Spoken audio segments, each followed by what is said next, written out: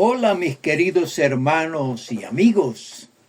Interesante encontrarnos nuevamente para compartir la palabra de Dios. Siguiendo con el estudio de Lucas, hoy vamos a mirar un tema muy interesante. Bueno, todos los temas son interesantes, pero este nos ayuda a comprender la situación que llevó a que los líderes religiosos de aquel entonces fuera el grupo que decidió la muerte del Señor Jesús. En Lucas capítulo 22, versículos 66 y 67 leemos: Cuando era de día, se juntaron los ancianos del pueblo, los principales sacerdotes y los escribas, y le trajeron al concilio diciendo: ¿Eres tú el Cristo? Dínoslo. Y les dijo: si os lo dijere, no creeréis. El título del mensaje de hoy es Nunca van a creer. Y este texto muestra una confrontación entre las instituciones religiosas y Jesús. Uno se pregunta por qué tal rivalidad.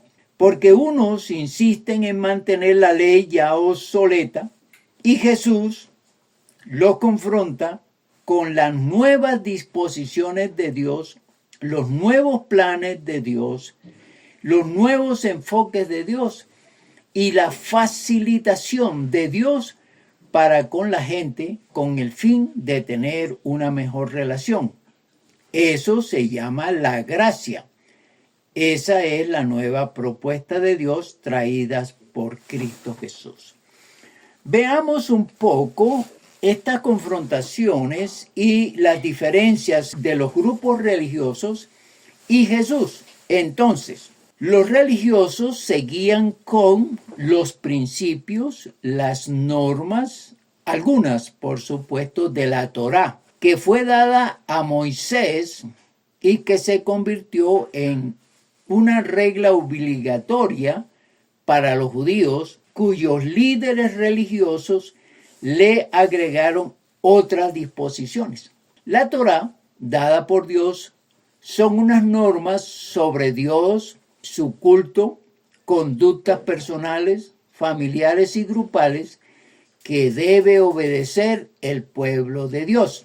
Recuerden que la Torá está contenida en los 5 primeros libros de la Biblia: Génesis, Éxodo, Levítico, Número y Deuteronomios. Entonces, ¿de qué se trata la Torá? Que a través de unas ordenanzas de Dios la gente pudiera conocerlo. Segundo, saber que la tribu de Leví fue escogida para servirle. Tercero, hacer los distintos cultos a Dios. Cuarto, seguir las normas de conducta individual, familiar y social reglamentada por Dios. Quinto, cumplir las órdenes dadas por Jehová. Sexto, rechazar la adoración, los ritos y la dedicación de vida a los ídolos que son dioses paganos. El por qué estos grupos religiosos nunca van a creer. Recordemos. Y esta recordación o estas memorias son importantes para establecer definitivamente que la religión siempre estará en contra de Cristo Jesús y de las enseñanzas hermenéuticas y bien interpretadas de las Sagradas Escrituras. Entonces, recordemos, cuando el Imperio Romano, allá por el año 63 a.C., conquistó a Israel, hizo un concordato con los líderes religiosos que establecieron un gobierno eclesiástico de tipo presbiteriano. En otras palabras, los jerarcas religiosos, conformados por judíos y por distintas religiones como los fariseos, los saduceos, los escribas, los esenios,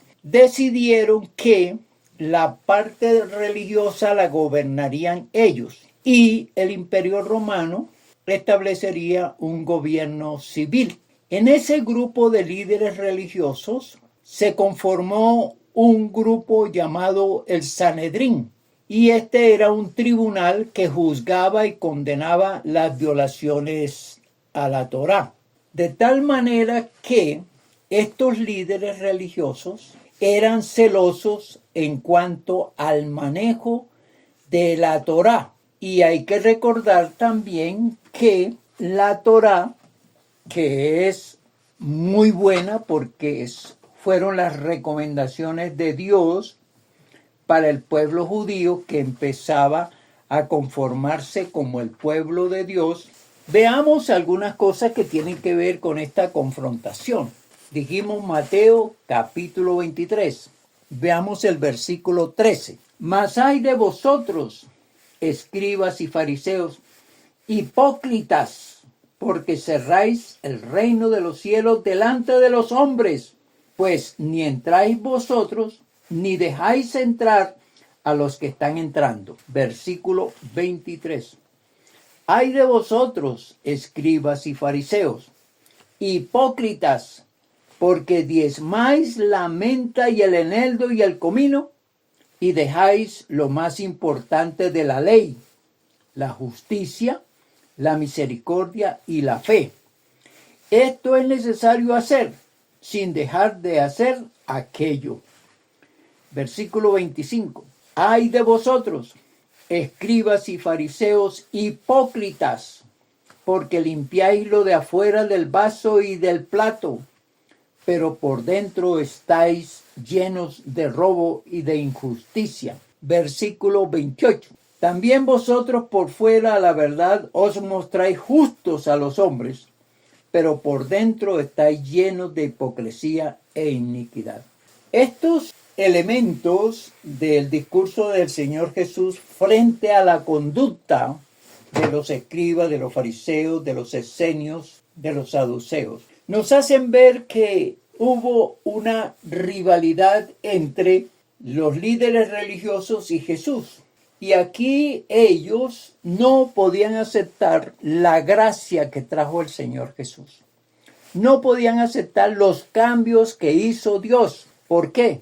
Porque ellos tenían sus intereses, ellos tenían sus elementos que les podía dar honra, que les podía dar recursos económicos, y el planteamiento de la gracia traída por el Señor Jesucristo cambiaba totalmente eso, porque Cristo Jesús no quiere que las religiones hagan negocios, no quiere que sus líderes sean exaltados al punto de ser casi dioses, no quiere que las enseñanzas de los hombres desplacen las enseñanzas de Dios hacia Él como persona, hacia la relación del individuo con Dios. Y eso era lo que Jesucristo predicaba. Esos cambios fueron rechazados por estos grupos religiosos. Entonces el Señor Jesucristo los censura, los ataca y les dice, así no es. No pueden seguir ustedes, palabra del Señor Jesús, haciendo un coloquio, que sigan predicando a la gente que lo más importante son las normas individuales, las normas sociales, las normas familiares, porque entonces no tienen nada que ver con la relación con Dios. Que sigan practicando los rituales que son más importantes que la adoración a Dios, la exaltación a Dios y sobre todo el conocimiento de Dios a través de las Escrituras. Ahí es donde está el conflicto entre Jesús y este tipo de religiones. Y sigue siendo así, por supuesto. Por eso los religiosos nunca van a dejar que el pueblo, que la gente, que los fieles encuentren esta verdad, que se dediquen a escudriñar las Escrituras. No, porque si así es, la gente va a descubrir que Jesucristo, en este caso ya con la gracia, con la nueva propuesta de Dios, desmonta y anula todas aquellas prácticas que hay que decirlo, mandadas por Dios, pero que los grupos religiosos escogieron las más convenientes, las que no afectaban sus intereses, y entonces construyeron unas doctrinas, construyeron unos mandatos, construyeron una religión y la enseñaban a la gente totalmente apartadas de lo que Dios quería hacer. Vamos a mirar entonces que estas situaciones de confrontación entre las religiones y Jesús, que como dije, se están dando y se darán, concluye con un versículo muy interesante del mismo Señor Jesucristo, que está en Mateo 23, versículo 33. Observen cómo es la expresión, el contenido de esta frase que el Señor Jesucristo lanza y que debería cada persona religiosa empecinada en seguir en su religión analizar un poco, meditar un poco. Dice ese versículo: serpientes, generación de víboras, ¿cómo escaparéis de la condenación del infierno? Es una frase dura, es una frase que debe atormentar a aquellos, por supuesto que no encaja en la mente de los religiosos, porque ellos rechazan todo esto. Esta conclusión del Señor Jesucristo, diciéndole serpiente, generación de víboras, ¿por qué lo dice? Precisamente porque no quisieron atender a lo que el Señor Jesucristo enseñaba, a lo que el Señor Jesucristo quería. Acuérdense que el Señor Jesucristo, y lo dice la Biblia, es el mediador entre Dios y los hombres. En otras palabras, es el puente, es el camino, es el que lleva al Padre. Y entonces quiere decir que lo de atrás, los de las religiones, la Torá y cualquier otra doctrina es rechazada por el Señor Jesucristo porque no tiene nada que ver con lo planteado en las Sagradas Escrituras y al mensaje de la gracia del Señor Jesucristo. Veamos también otros textos que nos ayudan a dar claridad a este tipo de confrontaciones. Dice allá en Mateo capítulo 15, versículos 7 y 9. Hipócritas, bien profetizó de vosotros Isaías cuando dijo: este pueblo de labios me honra, mas su corazón está lejos de mí.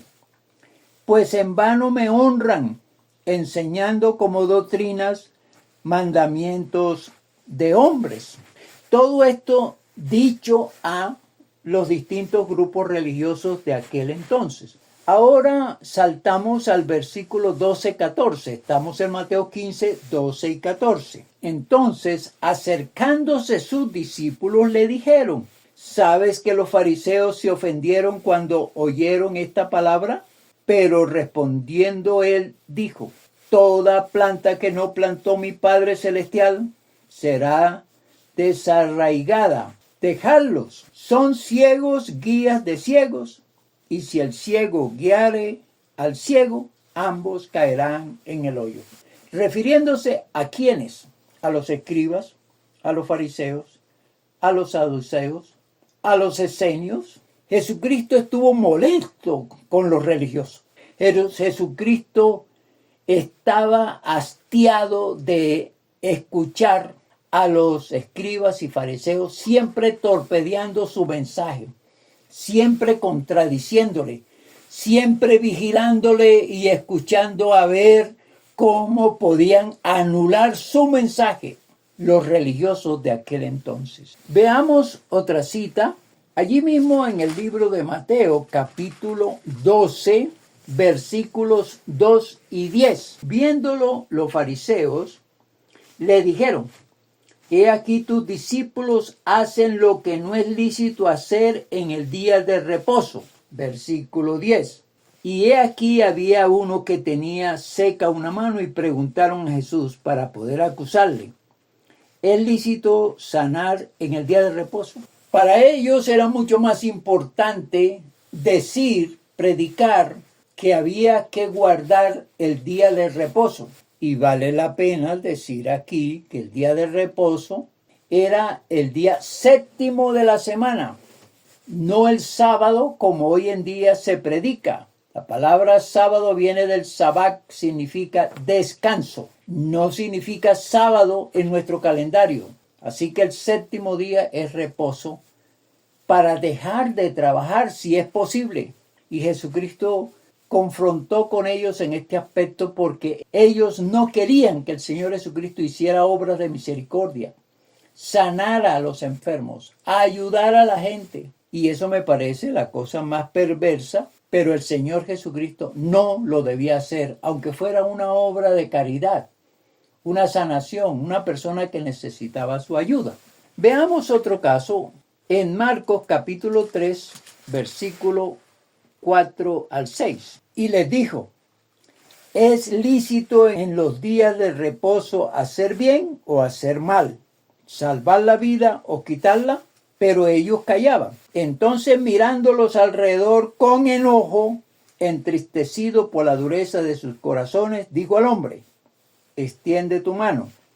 Y él la extendió, y la mano le fue restaurada sana. Y salidos los fariseos, tomaron consejo con los herodianos contra él para destruirle. En otras palabras, ¿cómo así que un líder religioso no le podía permitir al Señor Jesús sanar en el día de reposo? Era más importante para ellos el descanso, la prohibición, cumplir la norma prácticamente humana, que hacer un favor, que tener un sentimiento de tristeza y de misericordia por alguien que sufre. Aquí estaban los encontrones, al punto en que ellos se reunían cómo destruir a este hombre que al hacer el bien no era reconocido, sino porque violaba una disposición de un día de descanso. Es decir, para ellos el día de descanso no se debe hacer ni misericordia, ni ayudar a nadie, ni ser bondadoso, ni en el nombre de Dios hacer algo para beneficio de la gente. Otra cita también que debemos mirar es Marcos 2, versículo 18. Y los discípulos de Juan y los de los fariseos ayunaban y vinieron y le dijeron: ¿por qué los discípulos de Juan y los de los fariseos ayunan y tus discípulos no ayunan? Observe, esta era la crítica que le hacían a Jesús, porque estaban pendientes a ver dónde estaba fallando. Fallos que tenían que ver con leyes, con relación al comportamiento religioso, a la liturgia, al ritual. Y entonces, como vieron que los discípulos de Jesús no ayunaban, ellos se sintieron molestos y criticaron y censuraron esta cuestión de los discípulos. Volvamos otra vez a Mateo 15, versículo 1 y 2. Entonces se acercaron a Jesús ciertos escribas y fariseos de Jerusalén, diciendo: ¿por qué tus discípulos quebrantan la tradición de los ancianos? Porque no se lavan las manos cuando comen pan. Observemos, siempre están buscándole al Señor Jesús que Él no sigue las normas de los ancianos. Fíjense que no es la ley de Dios, ¿no? O las recomendaciones de Dios. Aquí es claro el texto cuando dice: ¿por qué ustedes no siguen la tradición de los ancianos? Y ustedes no se lavan las manos para comer el pan. Este tipo de rituales, este tipo de recomendaciones de tipo higiénico, no tenía nada que ver con las cuestiones espirituales. Porque la creencia de esos ancianos era que si comían con las manos sucias, pecaban. Mala interpretación. Y esta mala interpretación también sigue en los religiosos. Por eso no toman la palabra de Dios con hermenéutica, con buena investigación, y cometen unos fallos, unos errores, y los siguen replicando a la gente. Y si las personas siguen una religión, es porque nunca toman las escrituras para leerlas, mínimo para leerlas, y mirar si es cierto o no lo que ellas enseñan, lo que debe hacer la persona para estar en relación con Dios. Recordemos que el Señor Jesucristo llega a la tierra es a traer redención, salvación, vida eterna, transformación de las personas y el poder tener una mejor relación y una mejor comunión con Dios. Eso era lo que rechazaban los religiosos y lo siguen rechazando, por supuesto. Veamos otra cita. Y aquí es interesante, en esta cita, es que se rechaza al Mesías y uno no entiende por qué aún siguen rechazando al Mesías. Porque Él va a cambiar todo, va a modificar todo, va a censurar la religión, va a rechazar la religión y va a traer una forma diferente de emancipación, una forma diferente de organizar su vida con Dios. Juan capítulo 4, versículos 25 y 26. Le dijo la mujer: sé que ha de venir el Mesías, llamado el Cristo. Cuando Él venga nos declarará todas las cosas. Jesús le dijo: yo soy el que habla contigo. El Mesías había sido anunciado y lo sabían los religiosos, pero ellos no mencionaban su venida, ni tampoco predicaban su venida. Aquí la mujer, que no es cualquier mujer, es una mujer, a mí me encanta la mentalidad, la sabiduría de esta mujer. Ella sabe que va a venir el Mesías y sabe que el Mesías va a aclarar todo, que el Mesías va a enseñar la verdad de Dios. Ella lo sabe. Y entonces Jesucristo se le revela y le dice: yo soy. Y aquí pues la mujer, yo me imagino que calma su ansiedad y llena su corazón de ese mensaje de esperanza y de confianza y sobre todo de claridad en cuanto a la relación con Dios, porque el Mesías iba a traer ese mensaje, iba a traer la nueva propuesta de Dios, la doctrina que debería iniciarse con Él, porque Él es el camino, la verdad y la vida, y que ya todo lo demás es dejado a un lado.